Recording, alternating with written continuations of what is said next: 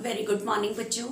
बच्चों आज से हम न्यू चैप्टर स्टार्ट कर रहे हैं, ट्रायल बैलेंस। देखना क्या चीज़ है, हर चैप्टर को हम लॉजिकली लेके चल रहे हैं कि एक पूरी अकाउंटिंग प्रोसेस को पूरा कर रहे हैं।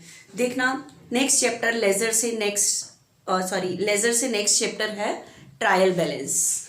इसके अंदर हमें क्या करना है, आपको मैंने बताया था कि बिजनेस में जैसे ही ट्रांजेक्शन्स होती हैं उसको हम कहीं ना कहीं तो रिकॉर्ड करते हैं। जिस बुक में ट्रांजैक्शन को रिकॉर्ड करते हैं दैट बुक इज जर्नल। ठीक है, journal is the book in which the transactions are written first of all. आपको मैंने बताया था कि जर्नल एक रफ बुक है। ठीक है, उसके बाद फेयर रिकॉर्डिंग कहीं होती है, तो उससे अगला चैप्टर मैंने आपको बताया लेजर, कि फेयर रिकॉर्डिंग कैसे लेजर में होती है। आपको पता है कैश बुक, सब्सिडी बुक, ये सारे जर्नल का ही पार्ट थे। ठीक है, वो आपने वहां सीखा। अब आपने सीखी फेयर रिकॉर्डिंग, कि फेयर रिकॉर्डिंग कैसे करते हैं, फेयर रिकॉर्डिंग कैसे करते हैं। ठीक है, लेजर में हमने फेयर रिकॉर्डिंग सीखी। मैंने आपको बताया कि जर्नल में जो एंट्री हो रही है, जैसे एंट्री हो रही है cash account debit to capital. ठीक है, ये एंट्री हो रही है। आपने सारी जर्नल में जर्नल एंट्री सीखी। फेयर रिकॉर्डिंग में आपने क्या किया कि ये जो जर्नल एंट्री थी इनके सेपरेट अकाउंट खोल लिए फेयर रिकॉर्डिंग में। जैसे कैश की पोस्ट लिखने के लिए कैश अकाउंट, कैपिटल को लिखने के लिए कैपिटल अकाउंट, इस तरह से। आपको पता है ट्रांजेक्शन को जर्नल में रिकॉर्ड करते हैं, that is called journal entry. फिर उसके बाद जर्नल को लेजर में रिकॉर्ड करना, recording of transaction from journal to ledger, that is called ledger posting. ठीक है, तो उसके बाद मैंने आपको बताया कि ये खाली एक एंट्री नहीं, जितनी भी जर्नल में एंट्री खुली हुई है सबके अकाउंट खोल दोगे। ठीक है, तो ये सी चीज मैंने सिखाई। जैसे कैश एंट्री में डेबिट है 10,000 से, तो कैश के डेबिट में आपने 10 लिखा, एंट्री का अपोजिट लिखा 2 कैपिटल। कैश डेबिट है, जितने से डेबिट है, कैश डेबिट है, मैंने डेबिट साइड में लिखा, जितने से डेबिट है उतना लिखा एंट्री का अपोजिट। अपने अकाउंट में अपना नाम नहीं लिखते, तो ये कैश की पोस्टिंग हुई। अब कैपिटल एंट्री में क्रेडिट है, तो कैपिटल के आपने क्रेडिट में लिखा एंट्री का अपोजिट बाय कैश, तो ये कैपिटल की पोस्टिंग कर दी। इसी तरह से जितनी भी जर्नल एंट्री है उनको आप लेजर में इसी तरह से, लेजर में जर्नल में जर्नल एंट्री होती है, इस एंट्री को जब आप लेजर में रिकॉर्ड कर रहे हो that is called ledger posting. उसके बाद हम अपने अकाउंट को क्लोज करते हैं। सारी एंट्री करने के बाद सारी पोस्टिंग पूरे साल होती है, पूरे साल जर्नल एंट्री होती है, लेजर में ऐसे पोस्टिंग होती है। Eight the end of year account close होते हैं तो बैलेंस निकलते हैं। और बैलेंस निकालने का मैंने आपको तरीका बताया था कि जो साइड ज्यादा है पहले वहां लिखो, जैसे 10, यहां आपका बैलेंस बचेगा, बाय बैलेंस कैरी डाउन। और बैलेंस कैरी डाउन मतलब eight the end of year जब आप क्लोज करते हो तो हर अकाउंट का बैलेंस बचेगा। ठीक है, तो ये जो बैलेंस है ये नेक्स्ट ईयर कहाँ आगे लिखा जाता है, एक तो उस साइड लिखा जाता है जो साइड ज्यादा होता है। ठीक है, तो टू बैलेंस ब्रॉट डाउन करके यहाँ पे आगे आ जाएगा। यहाँ पे तो आपसे मैं पूछूं कैश का कौन सा बैलेंस बचा है, क्रेडिट या डेबिट, तो कभी भी जिस साइड कैरी डाउन आता है उस साइड नहीं, जिस साइड ब्रॉट डाउन आता है उसको बैलेंस कहते हैं। और ब्रॉट डाउन हमेशा उस साइड आता है जो साइड ज्यादा होता है। ठीक है, क्लियर। तो अब मुझे बताओ उसी तरह से कैपिटल अकाउंट को क्लोज करोगे क्या, हर अकाउंट को क्लोज करोगे, किसी का डेबिट बैलेंस बचा होगा, किसी का क्रेडिट। तो अब ये जो बैलेंस निकले हैं, हर अकाउंट का कोई ना कोई बैलेंस निकला होता है, डेबिट या क्रेडिट। तो ये जो बैलेंस निकले हैं, कैरी डाउन नहीं, जो ब्रॉट डाउन है, ठीक है, ये जो बैलेंस है eight the end of year in balances को लिखने के लिए, ठीक है, बैलेंस को लिखने के लिए जितने भी अकाउंट का बैलेंस बचा है उस बैलेंस को लिखने के लिए एक स्टेटमेंट बनती है जिसे हम कहते हैं ट्रायल बैलेंस। अगला स्टेप, जर्नल से लेजर में रिकॉर्ड किया, लेजर में हमने पोस्टिंग की, eight the end of year account close किए तो लेजर के जो बैलेंस निकले हैं, अकाउंट के जो बैलेंस निकले हैं, उन बैलेंसेस को लिखने के लिए एक स्टेटमेंट बनती है, सिर्फ बैलेंसेस को लिखने के लिए, जो साल के एंड में बैलेंस बचा है। और trial balance is prepare at the end of year, क्योंकि at the end of year account close होते हैं, तो जो बैलेंस निकलते हैं उन बैलेंसेस को लिखने के लिए एक स्टेटमेंट बनती है ट्रायल बैलेंस। ठीक है, जितने भी आपने लेजर में अकाउंट खोले उन सारों के बैलेंस ट्रायल बैलेंस में लिखे जाते हैं, ठीक है। किसी का डेबिट बैलेंस होता है और किसी का क्रेडिट बैलेंस होता है। तो लेजर में जो अकाउंट खोले हैं उनके बैलेंसेस को लिखने के लिए एक स्टेटमेंट बनती है ट्रायल बैलेंस। ट्रायल बैलेंस एक स्टेटमेंट है, तो उसको लिखने के लिए कैसे लिखते हैं, जिसका जो भी बैलेंस होता है उसको लिख दिया जाता है, जिस अकाउंट का। अब इसका फॉर्मेट क्या होता है, ध्यान से देखना। पहला कॉलम होता है पूरा का पूरा name of accounts, name of accounts. दूसरा कॉलम होता है एलएफ, लेजर फॉलियो। फिर अमाउंट के दो कॉलम, या तो आपको पता है डेबिट बैलेंस बचा होगा किसी अकाउंट का या क्रेडिट बैलेंस बचा होगा, ठीक है। या डेबिट बैलेंस बचा होगा या क्या बचा होगा, क्रेडिट बैलेंस बचा होगा, ठीक है। और आप इसके ऊपर लिखते कैसे हो, इस स्टेटमेंट को बनाने के लिए आप लिखते हो ट्रायल बैलेंस एज एट, एक पर्टिकुलर डेट पे बनती है इसलिए हम लिख रहे हैं ये, ठीक है। Eight the end of year, जो भी डेट है eight the end of year उस डेट पे बनाएंगे। मान लो 31 मार्च 2018 को बैलेंस निकले हैं, उन बैलेंसेस को लिखने के लिए हमने ये स्टेटमेंट बनाई है, और उस बैलेंसेस को लिखने के लिए जो स्टेटमेंट बनती है उसे हम कहते हैं ट्रायल बैलेंस, ठीक है। आप मुझे बताओ, लेजर में आपने जो अकाउंट खोले हैं, आपको मैंने बताया था अमेरिकन सिस्टम के according there are 5 types of accounts. Accounts 5 types के होते हैं। तो आपने लेजर में जितने भी अकाउंट खोले, देखो या तो वो 5 टाइप के अकाउंट्स होते हैं, वो कौन कौन से होते हैं। आपको मैंने बताया था कि सबसे पहला assets account, capital account, liability account, expense account and income account. बच्चे इससे ज्यादा अकाउंट होते ही नहीं है। तो लेजर में अगर आपने कोई भी अकाउंट खोला है ना, जैसे कैश अकाउंट, कैश बिजनेस की असेट है तो वो असेट अकाउंट है। कैपिटल अकाउंट, उसके बाद हो सकता है किसी लायबिलिटी अकाउंट, हो सकता है कोई अकाउंट एक्सपेंस अकाउंट हो सकता है कोई अकाउंट इनकम अकाउंट हो, इससे ज्यादा होगा ही नहीं। तो इसलिए ध्यान से सुनना, आपको पता है असेट और एक्सपेंस का हमेशा डेबिट बैलेंस होता है। कौन सा बैलेंस होता है, डेबिट, और इनका साल के एंड में बैलेंस बचता भी डेबिट ही है। जिसका जो साइड ज्यादा होता है, असेट और एक्सपेंस का हमेशा डेबिट बैलेंस होता है, तो इनका डेबिट बैलेंस ही बचता है eight the end of year.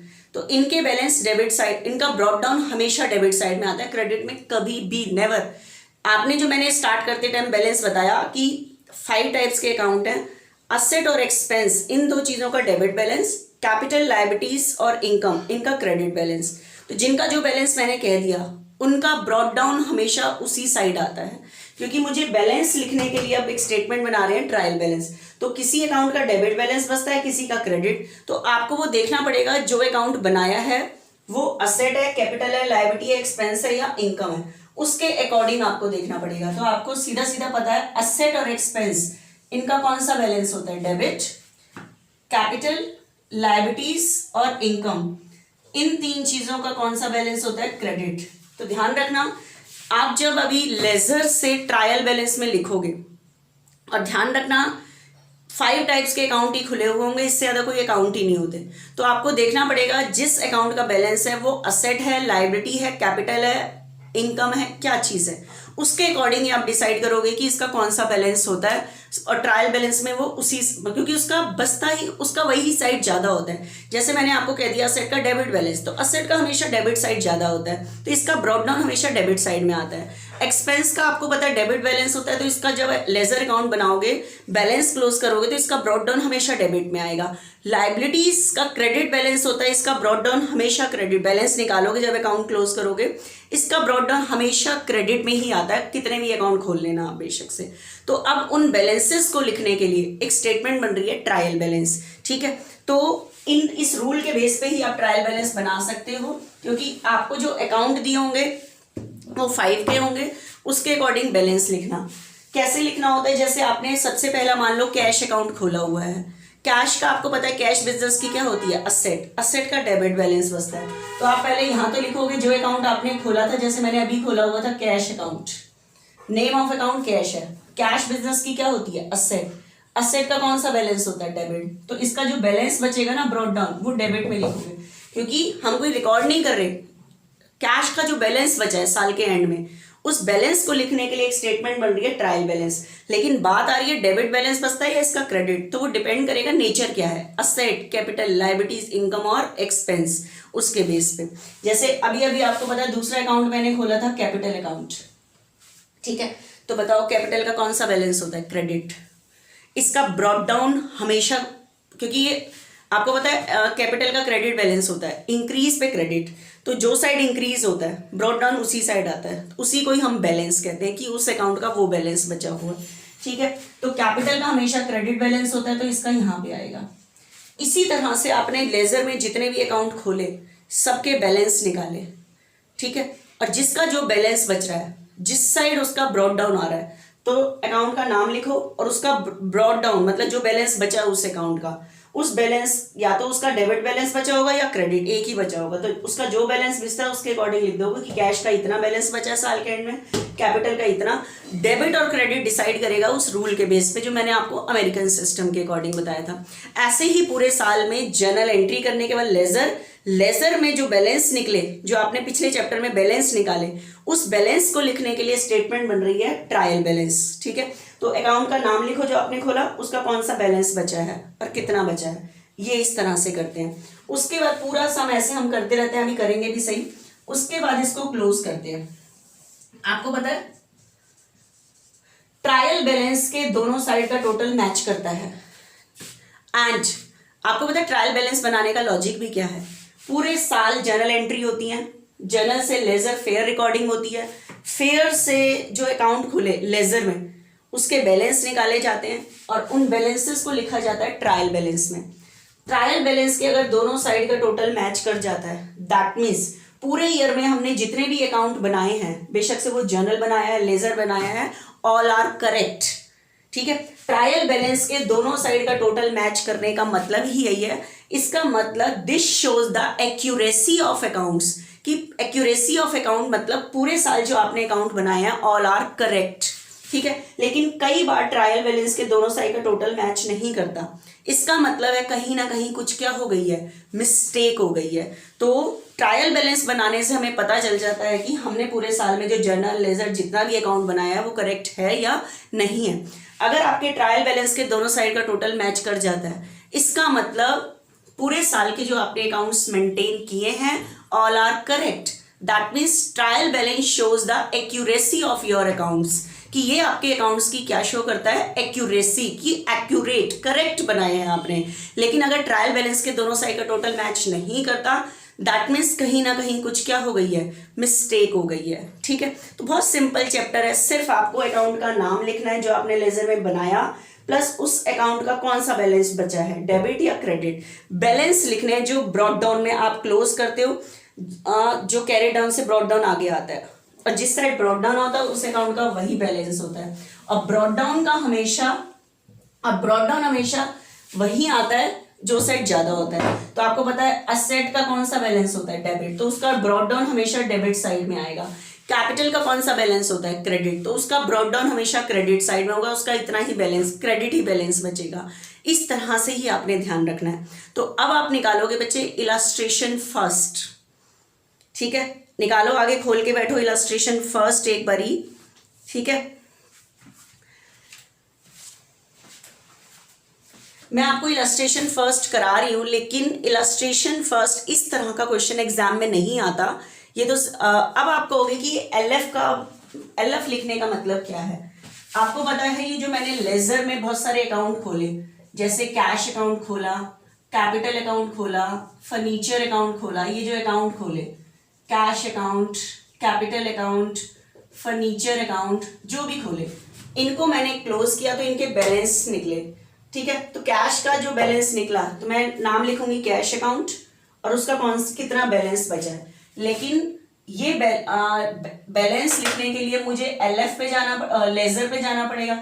तो जो मैं ये कैश का बैलेंस यहाँ लिख रही हूँ, ये लेजर के कौन से पेज नंबर पे बैलेंस निकला है, वो पेज नंबर, मतलब लेजर का ही पेज नंबर चाहिए होता है मुझे, क्योंकि लेजर के पेज नंबर से ही बैलेंस लिए जाते हैं, ट्रायल बैलेंस में लिखे जाते हैं, ठीक है। तो इसलिए ledger folio, that means page number of ledger, ठीक है। तो इस तरह से ये पूरा फॉर्मेट है बच्चे उसका। ट्रायल बैलेंस का। अब हम फर्स्ट इलस्ट्रेशन एक बार स्टार्ट करते हैं, देखना ध्यान से जरा एक बारी।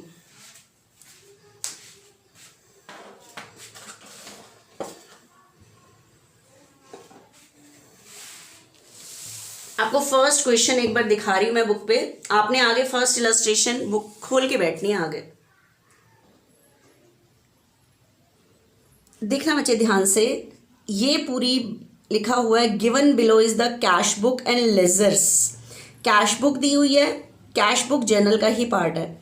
Laser from the books of Shekhar brother as on 30 April 2015।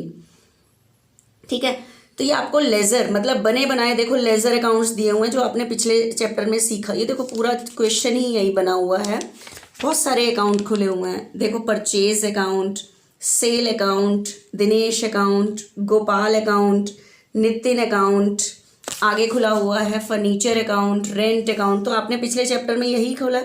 ठीक है, अब देखो इस क्वेश्चन में कह रहा है you are required to prepare trial balance. आपको ट्रायल बैलेंस बनाना है, तो इस तरह का इतना बड़ा क्वेश्चन नहीं आता कि आपको इतना बड़ा क्वेश्चन आए और फिर का ट्रायल बैलेंस, जैसे सेकंड इलस्ट्रेशन से स्टार्ट है वैसे आएंगे, लेकिन हम ये वाला कर रहे हैं एक बारी।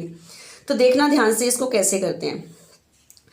आपने ट्रायल बैलेंस बनाने के लिए कुछ नहीं चाहिए, जो पूरे साल में ये कुछ सारा कुछ ट्रांजेक्शन्स हुई हैं उनके बैलेंस देखो कितने निकले हुए हैं, और कैरी डाउन को नहीं देखना, आप ब्रॉड डाउन देखो किस साइड आ रहा है। यस, ये देखो ये कैश बुक है, कैश और बैंक कॉलम वाली, तो ये कैश का बैलेंस है और ये बैंक का। और आपको पता है कैश और बैंक दोनों बिजनेस की असेट होती है, और असेट का डेबिट बैलेंस, तो देखो इनका दोनों का डेबिट साइड पे ही आ रहा है ब्रॉड डाउन।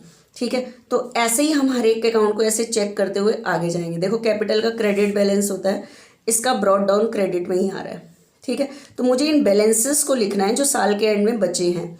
इन बैलेंसेस को लिखने के लिए ही ट्रायल बैलेंस बन रहा है। ठीक है, देखना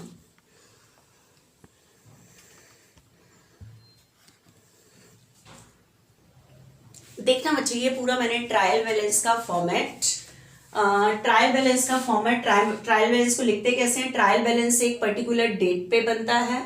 ठीक है, जिस डेट पे हमने अकाउंट क्लोज किया उस डेट पे बैलेंस को लिखने के लिए बन रहा है। सबसे पहले नेम ऑफ अकाउंट्स, आपको लेजर से एक एक अकाउंट लेना है जो आपने खोले थे, उसका बैलेंस लिखना है, और लेजर के जिस पेज नंबर से वो ले रहे हो बैलेंस, उसका पेज नंबर, जबकि अभी कोई यूज नहीं है। और उस जो अकाउंट आपने लिखा उसका या तो डेबिट बैलेंस बचा होगा या उसका क्रेडिट। आप ये डिसाइड कर सकते हो, जैसे कैश है, कैश बिजनेस की असेट का डेबिट बैलेंस, तो उसका डेबिट पे ही आएगा। तो देखना आप फर्स्ट इलस्ट्रेशन जो मैंने अभी दिखाई है, आप पूरे को मत देखो, सिर्फ कैश बुक खुली हुई है, कैश बुक डबल कॉलम वाली है, तो उस पर एक तो कैश का बैलेंस होगा और एक बैंक का। तो देखो कैश और बैंक का देखो ब्रॉड डाउन किस साइड आ रहा है, डेबिट साइड पे। ठीक है, तो आप लिखोगे कैश, अकाउंट का नाम क्या है, कैश। ठीक है, आपके अकाउंट का नाम क्या है, कैश। तो बताओ कैश का कितना बैलेंस बचा है। आपको ट्रांजैक्शन से मतलब नहीं है, बैलेंस लिखने के लिए ट्रायल बैलेंस बच रहा है। तो बताओ कैश का कितना बैलेंस बचा हुआ था, 55,500 बुक में देखो। ठीक है, और कैश बिजनेस की असेट होती है, इसका डेबिट बैलेंस। उसके बाद आपको पता है ये डेबिट कॉलम का वाला था, तो इसके आपको बैंक का भी बैलेंस बचा पता लगा, बैंक का भी डेबिट में आ रहा है। ठीक है, क्योंकि बैंक के पैसे बिजनेस की असेट का डेबिट बैलेंस, तो इसका भी ब्रॉड डाउन देखो डेबिट में ही आ रहा है, तो आप इसका बैलेंस डेबिट में ही लिखोगे। उसके बाद दूसरा अकाउंट देखो, कैपिटल, बताओ कैपिटल का कौन सा बैलेंस होता है, क्रेडिट। देखो इसका ब्रॉड डाउन आ भी क्रेडिट पे रहा है। ठीक है, तो आप नेम ऑफ अकाउंट लिखो कैपिटल, बताओ कैपिटल का कितना बैलेंस बचा हुआ है, 2 लाख, लेकिन क्रेडिट बचा हुआ है। कैपिटल का क्रेडिट बैलेंस होता है, तो इसका बैलेंस हमेशा क्रेडिट ही बचाएगा। उसके बाद नेक्स्ट परचेजेस अकाउंट, आप देख रहे होगे इसका बैलेंस नहीं निकला। आप मुझे बताओ अगर आप इसका बैलेंस निकालते हो, आप इसको क्लोज करते हो, तो टोटल करोगे 490, बाय बैलेंस कैरी डाउन, इसका ब्रॉड डाउन डेबिट में ही आएगा, 490 आएगा। आप इसको क्लोज करके देखो, जैसे हम क्लोज करते हैं जो साइड ज़्यादा 490, उतना ही टोटल हमने 490 लिखा, 490 बैलेंस आया, ब्रॉड डाउन आएगा जो साइड ज़्यादा था।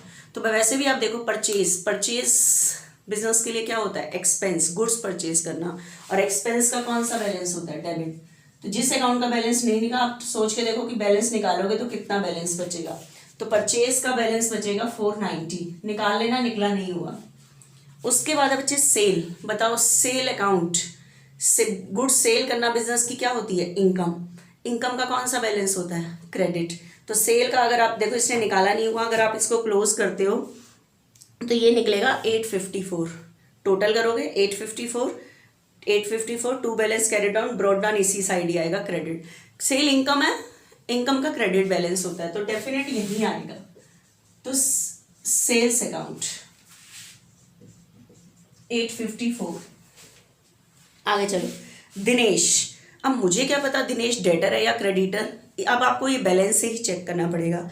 बताओ दिनेश का बैलेंस ब्रॉड डाउन डेबिट में निकल के आ रहा है, बैलेंस जो बच रहा है ब्रॉड डाउन को देख के कहते हैं बैलेंस, तो दिनेश का क्रेडिट बैलेंस है, इसका मतलब ये क्रेडिटर है, इसका मतलब ये मेरी लाइबिलिटी है, ठीक है। तो क्रेडिट बैलेंस बच रहा है, तो पहले तो अकाउंट का नाम लिखो, दिनेश अकाउंट।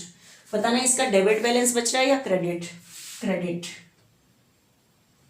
कितना बैलेंस बच रहा है, ब्रॉड डाउन देखो 58, इस अकाउंट को क्लोज करने पे 58 बैलेंस बच रहा है, ठीक है। नेक्स्ट देखो गोपाल, गोपाल एक ह्यूमन बीइंग है, इसका बैलेंस चेक करो, कैरी डाउन को मत देखना, ब्रॉड डाउन 80 बच रहा है, इसका मतलब हमारा डेटर है, डेटर बिजनेस की असेट, असेट का डेबिट बैलेंस, तभी इसका ब्रॉड डाउन डेबिट में आ रहा है, ठीक है। तो आपने ये जो गोपाल अकाउंट खोला, इसका डेबिट बैलेंस बचा है क्योंकि ये हमारा डेटर है, बैलेंस से ही मुझे पता लगा कि ये क्रेडिटर था, ये डेटर था। उसके बाद है नितिन, नितिन का भी बैलेंस डेबिट में आ रहा है, इसका मतलब ये भी डेटर है, नितिन अकाउंट,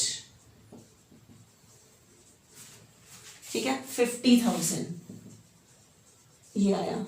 उसके बाद नेक्स्ट फर्नीचर, वैसे भी बताओ फर्नीचर बिजनेस की क्या होती है, असेट, असेट का डेबिट बैलेंस देख लो, इसका ब्रॉड डाउन बैलेंस 25 बचा है, डेबिट में ही लिखोगे 25। देखो कोई भी अकाउंट खोलोगे या तो उसका डेबिट बैलेंस बचा होगा क्लोज करने पे या क्रेडिट का एक साइड तो आएगा ब्रॉड डाउन, तो वही बैलेंस लिखने के लिए हमने एक स्टेटमेंट बनाई है ट्रायल बैलेंस। और ट्रायल बैलेंस को बनाने के पीछे लॉजिक होता है कि हमें ये चेक करना कि अकाउंट्स करेक्ट हैं या नहीं, तो तभी मैं कह रही हूँ trial balance shows the accuracy of your account, अगर इसके दोनों साइड का टोटल क्या कर जाता है, मैच। देखना नेक्स्ट बच्चे, रेंट। अब इसका बैलेंस नहीं निकला हुआ, अगर आप इसको क्लोज करो, अपने आप इसको क्लोज करके देखो, जैसे मैंने लेजर में आपको अकाउंट क्लोज करके बैलेंस निकालना बताया है, तो इसका 4000 डेबिट में भी आएगा, लेकिन आप वैसे भी दे सकते हो, रेंट बिजनेस के लिए एक्सपेंस, एन एक्सपेंस का डेबिट बैलेंस, तो आप लिख सकते हो रेंट अकाउंट डेबिट बैलेंस पे, क्योंकि एक्सपेंस है। उसके बाद ड्राइंग्स, आपको ध्यान होगा drawings debit all the receiver, drawings का भी डेबिट बैलेंस होता है, ये हमेशा एंट्री में डेबिट होता था, तो इसका डेबिट बैलेंस ही बचेगा, इसका ब्रॉड डाउन भी हमेशा डेबिट में आएगा, ड्राइंग्स, क्योंकि हमेशा आप इसे एंट्री में डेबिट करते थे, तो इसकी पोस्टिंग भी डेबिट होगी, तो इसका बैलेंस भी देख लो, अब ब्रॉड डाउन डेबिट में ही आ रहा है 15। आगे चलो, नेक्स्ट है सैलरी। बताओ सैलरी बिजनेस के लिए क्या होता है, एक्सपेंस, अन एक्सपेंस का डेबिट बैलेंस। इसने अकाउंट में बैलेंस नहीं निकाला हुआ, अगर आप निकालोगे तो इसका डेबिट बैलेंस ही आएगा 14,500। नेक्स्ट देखना परचेज रिटर्न।